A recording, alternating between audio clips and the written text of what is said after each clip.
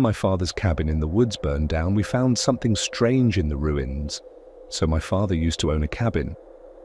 In fact, he used to own a lot of different properties, which I suppose is just a roundabout way of saying that we grew up with money. Where things get a bit complicated is how he actually made that money.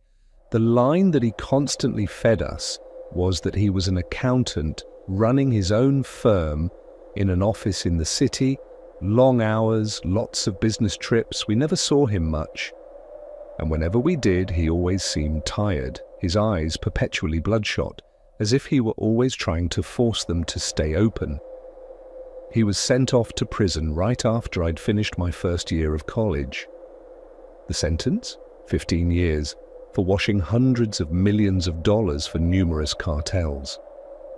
2 weeks after he'd been booked, my mother committed suicide. As it turns out, she'd been helping him out through the entire thing and was facing some time herself.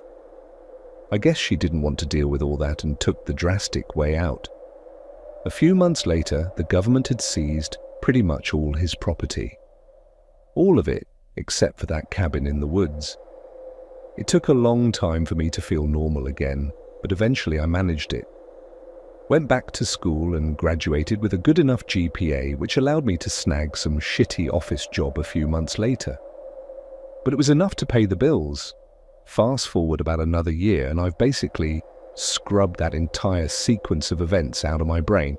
It took a little bit of therapy, a lot of psychedelics, but I finally did it, to the point where I was comfortable enough to go back to that cabin, the one place where I'd see my father for more than a few weeks at a time during our summer trips. I decided to take along 3 of my friends from uni, Jack, Pedro, Randy. We drove down there at the beginning of May. The road leading to the cabin hadn't been maintained at all, and as a result, it had become borderline undrivable. I decided to save my vehicle the stress and parked in a nearby lot, leaving us about a 1.5-mile trek through the woods, which really wasn't so bad. Our time in the cabin was pretty much spent getting drunk and stoned, and by the 3rd night, we had completely run out of food. We decided to take the 30-minute walk over to the nearest rest stop, where I knew that there was a 24/7 diner. So we go there, eat our meals, and on the way back, we notice a burning smell in the woods, as if there was a bonfire raging about nearby. Of course, that was a bit strange, given that it was around 2 a.m., but we didn't think too much of it at the time, and we kept walking. It was only when the smell continued to grow stronger as we got closer to the cabin that we understood something was very wrong. Soon it had become suffocating, and we could see the night sky tinged with orange in the near distance. I felt my heart drop into my stomach, and immediately I was sprinting. My worst fear realized as I reached the clearing where the cabin was located, completely up in flames, plumes of dark smoke blending in with the night. It was a mix of different emotions that hit me all at once, the combination of them creating a sense of dread so deep I hadn't thought it possible. After reeling myself in, I called 911, with the operator telling me that the fire department would be on their way, but wouldn't be able to reach us for at least 30 minutes. The 4 of us walked away from the cabin in silence, getting far enough so that the smoke was no longer scratching at our throats. Around 10 minutes later, we noticed that the orange tinge in the sky had suddenly disappeared. And I mean, suddenly, like gone in a single blink. I thought I might have been hallucinating, but it was clear from their expressions that my friends were seeing something similar. Cautiously, we started making our way back towards the cabin, noticing that the smoke was no longer heavy in the air, having cleared up considerably. Once we reached the clearing, it had disappeared altogether. I looked ahead, my brain working overtime to comprehend the sight before me. The cabin was no longer on fire, burnt to a crisp, sure. But the raging, overwhelming flames that had been consuming it just minutes prior had somehow completely fizzled out. The 4 of us looked between each other as if to confirm we were all still seeing the same thing. Using the flashlight on my phone to survey the damage, I found pretty much damage. I started taking some deep breaths, trying to calm myself down when I heard Pedro yelling out from the other side, "Guys, where the fuck did this thing come from?" We all walked over to him. Nestled in the debris was the corpse of something, a monstrosity. It was about the size of a bear, with the sections of its body that weren't burnt, showing pale, clammy skin with deep cuts etched throughout it, in what looked to be some kind of crude pattern. Its head had been smashed in, leaving nothing but an abnormally wide bottom jaw which was still bearing long, black teeth. It had an uncountable number of long, thick arms that it was using to hold something that resembled a human infant, one that appeared to be completely unscathed, devoid of any burn marks. The longer I stared at it, the more that I was convinced I could see it breathing. It was a bizarre enough sight to put us into a near trance. What eventually snapped us out of it was the chanting. It was barely noticeable at first, slowly escalating in pitch until it was clear that there were several human voices shouting in unison. Their tones were animalistic, their words strung together with just the bare beginnings of a rhythm. It sounded like they were speaking English, though I could hardly make out anything they were saying. The strangest part, though, was how quickly it was getting closer to us. Definitely not a walking pace, it was more like a sprint. The four of us shared a quick glance between each other, and immediately there was an understanding. We ran like bats out of hell, tripping over branches, our own feet. But eventually we reached my car, all of us scrambling to pile into it. As I was fumbling for my keys, the chanting had become deafening, to a point that hardly made sense. It sounded as if there were speakers lined up in a circle around us, all blasting that horrible noise.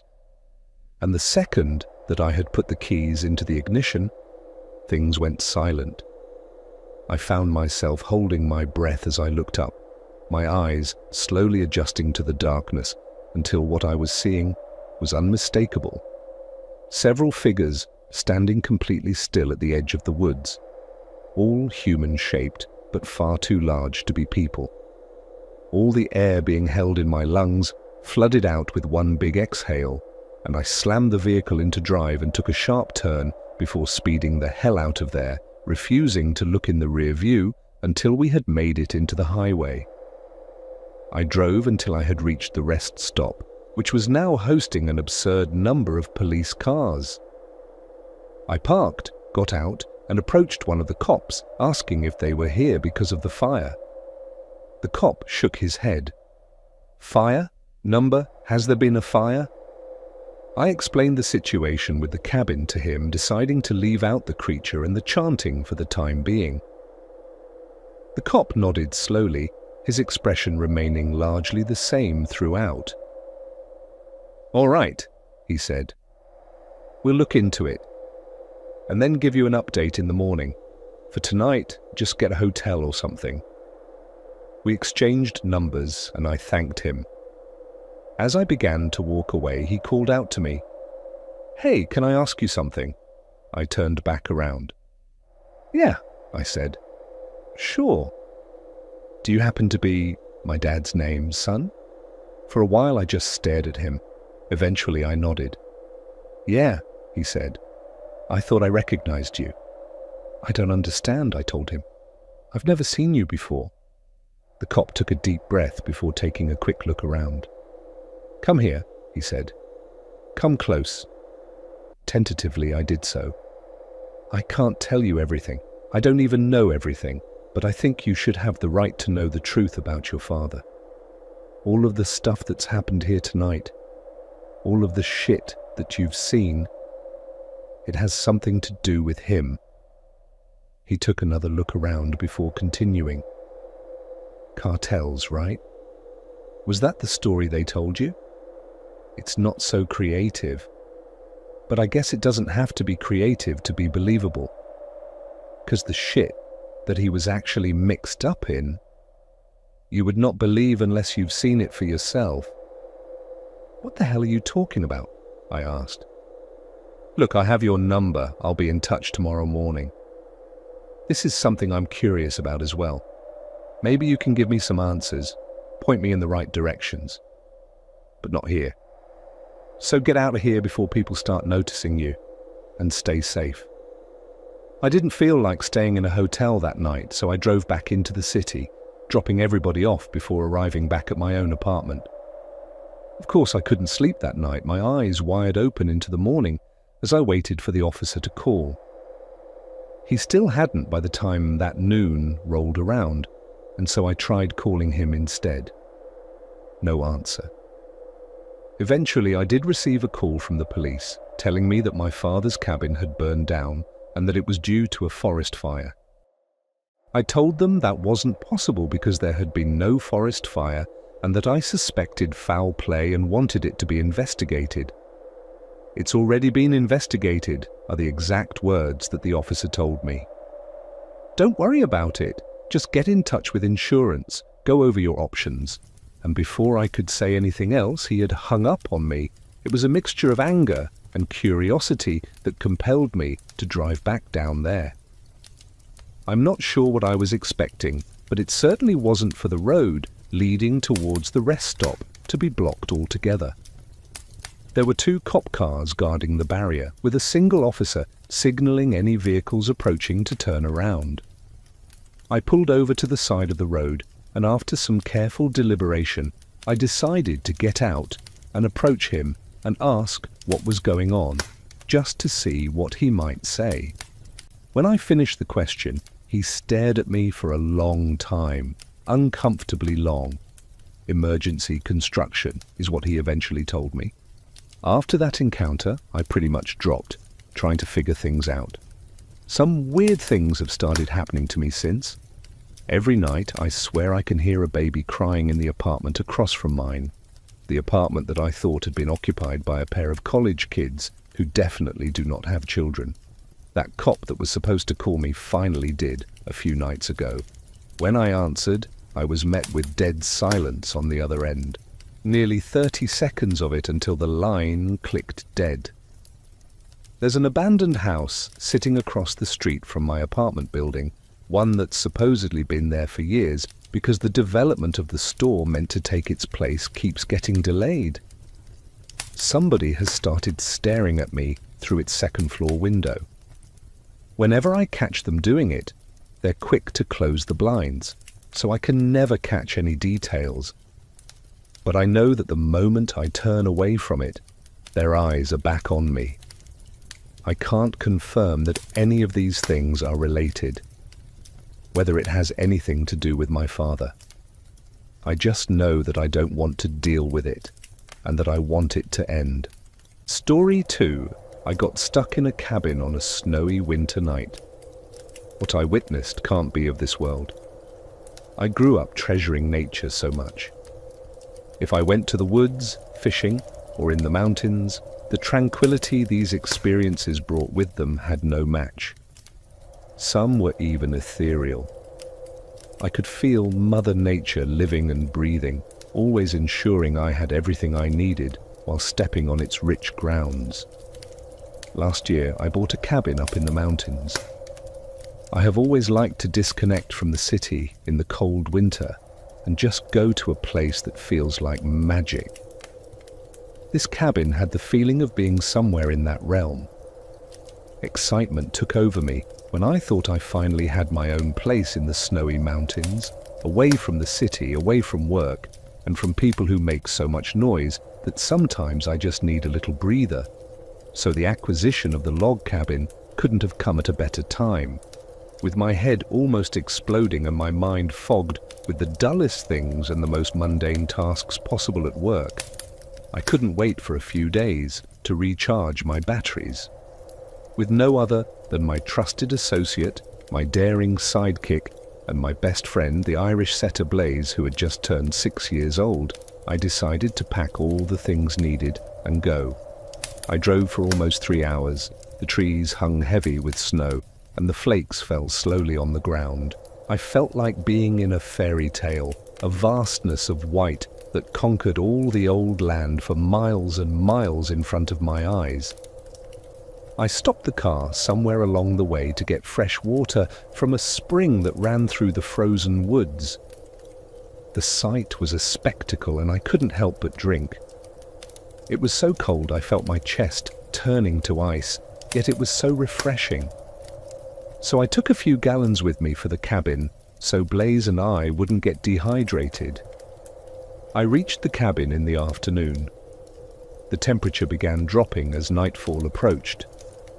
I had maybe 2 hours tops of daylight. I parked the car, took the supplies and food inside, turned on the generator, grabbed some firewood, and threw it into the fireplace. I poured some gasoline over and the flame engulfed the logs. After that, I began shoveling the snow on the front porch and around the house. I also took my hunting rifle because I thought a rabbit stew wouldn't hurt anyone. I always liked it, and Blaze liked it too. Time passed quickly enough, and after finishing all the chores, the time came to go inside and make some food. I had some canned dog food for Blaze, and as I felt my stomach growling, the mouth-watering image of sausage and eggs on toast came to mind. I lit some candles to make the ambiance more pleasant. I also turned on a lantern, and everything seemed to be perfect. Night fell over the isolated cabin, and the winter winds howled outside over the infinite blanket of snow. Shadows danced on the walls like little devils. The crackling wood sang its song, bringing peace to my tired mind. The cabin felt like a gift from God. I had no television to distract me and didn't check the internet. I only kept my cell phone with me as a precautionary measure because accidents could have happened. Even though the reception had been pretty bad, it's still allowed to call 911. After finishing eating, I enjoyed a beer and a book. I fell asleep in an instant, poof, just like that. The fresh air has had this effect on me ever since I was a kid. The book fell from my lap and thudded on the floor. I instantly jolted awake and saw Blaze looking at the door. He stood still, mildly growling. "What's wrong, boy?" I asked. I could see he was trembling, both with anger and fear. He began nervously barking. I had never seen him like that before. Outside in the howling, wintry winds, I heard some sort of static sound combined with a low gurgling sound. It was as if someone was zapping through a broken TV where one channel was just annoying static, and the next was unspeakable monsters raging. I peeked outside and saw nothing. Then I grabbed my rifle and wanted to open the door and check it out in person, yet Blaze wouldn't let me do that. Instead, he stood before the door, barking at me this time. Whatever roamed outside, Blaze felt it necessary to let me know if I went there, I would have found only death. "What the hell is that thing out there? God damn it!" I whispered to myself. I glanced outside the window again, and I thought I saw a shadowy figure looking at the cabin. It looked back and then went out of sight. Blaze barked as loud as his lungs could take it. "Blaze, come here, boy, get here now!" I called him. The only weak point was the window. If whatever was outside wanted to jump through like a beast, I said let it have it. I would have put 2 bullets between its eyes in seconds. Blaze would have probably eaten the whole thing in one big fat meal. The static and gurgling sounds never ceased, even though the creature had vanished. After a while, a large band came from the door. And then it came again, repeatedly. It shook, and I got my gun ready to shoot. If that door had fallen, the death of whatever was on the side would have been swift. "Hey man, open up. These things outside will kill me. Please," the voice of a scared man said. He kept banging on the door as if his life depended on it. And it did. If I didn't act fast, the poor man would have been mauled to death by whatever beasts roamed the old mountain. "Hold up! I'm coming!" I cried. I had to help that moorman. He was probably lost, scared, alone, and dehydrated. Blaze jumped in front of the door. He barked at me again, pushing me back. Something was wrong if he did that. "Come on, man, just open the goddamn door already, will you?" He banged again. Blaze kept on barking violently. "Sorry, Hoss, no can do," I replied, understanding that this was something else, not a man. I trusted Blaze more than I trusted myself. He was one brave and intelligent dog, a true friend and companion. The beast howled, and I heard its voice changing as it drowned. It coughed, it spat, and I thought it was asphyxiating. "Sweetie, can you please open up for Mama? I have a gift for you. It took me so long to find you, and I want to give it to you," my mother's voice said. "What the?" I said, almost dropping the rifle from my hands. My mum died when I was just a kid, and except for her warm smile, the voice was the only other thing I remembered about her. Then banging noises came from around the house as if the number of creatures outside had grown exponentially. I had gone there expecting to find paradise in solitude, but it turns out hell had frozen over in that exact place. Nothing natural and of this world could have made those noises and then mimicked my dead mother's voice. Again I checked the situation outside. The shadowy creatures had grown in numbers. I counted 12 of them. 6 just stood motionless, while the other 6 growled, snarled, and howled in the dead of night. I saw one of them coming closer to the window and went a few steps back. It glued its dead eyes to the window. It didn't have a nose, just 2 small holes. Its mouth was a straight horizontal line. It opened it and sucked on the window. In doing so, it revealed small rows of sharp teeth. "Why don't you open up for your dear old grandfather?" "It's cold outside, sonny boy," the creature snarled. "Grandpa died too when I was just a kid. After my mum's death, he had a heart attack because he couldn't cope with her being gone." I just looked at it as it mimicked my grandfather's voice. I don't know how the hell it knew my mum's or my grandfather's voice, but it happened. Maybe it read my mind and browsed my memories. Maybe by doing so it extracted their voices from my head. Hell, this sounded crazy as hell to me, but what I had witnessed shouldn't have been possible.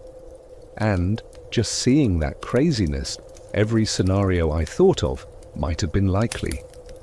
The glass began to crack under the pressure of the creature's face. But fortunately, I had parked the Jeep right in front of the house, so that I might have just made a run for it. The banging all across the house intensified, and I felt the pressure of death clawing my heart. The window would give in soon, so I said to hell with it. Instead, I pointed the rifle straight at the ugliness and pulled the trigger. It blasted its head into millions of pieces and everything stopped. "Blaze, we're going to make a run for it, buddy," I said, hoping for the both of us to escape that mess. I grabbed a burning piece of wood from the fireplace with one and busted through the door. The shadowy creatures had even grown in numbers, probably 20 or 30 of them. Blaze barked, foaming at the mouth. "William! William! William!" a raspy voice said. It was alien to me, not similar to anyone I knew. I turned around and saw them all gathered in a herd, waiting to attack. "Stay back," I said, threatening them with the torching wood. They hissed and collectively stepped back. I threw the wood at them and they scattered in an instant. I opened the car door for Blaze to go in, and he immediately jumped in the passenger's seat. A pair of claws grabbed my ankle from under the Jeep and pulled me. It caused me to fall, and I saw the abomination crawling up on my leg. I hit it in the head with the butt of the rifle. Then, when it hissed with its horrible mouth, I put the barrel in it and shot. It blew its brain out on the side of my car. I hit the ignition, and the car came to life. Blaze was agitated and scared. I patted him on the head and told him it would be all right. I pushed the pedal to the metal and ran over those creatures, feeling their skulls crack under the wheels. A few hours later, I was back in my apartment with Blaze. It was quiet. Maybe the city wasn't so bad after all. This happened last year. A few weeks after the incident, I received an anonymous message saying, "Hello, William. You need to come back to the cabin. There are urgent matters that I need to talk to you about." I am one of your neighbors. Sincerely, Thomas. I did remember seeing a few houses on my way up there, but didn't think to stop. Also, the former owner had vanished into thin air. I didn't go back yet, maybe somewhere in the future.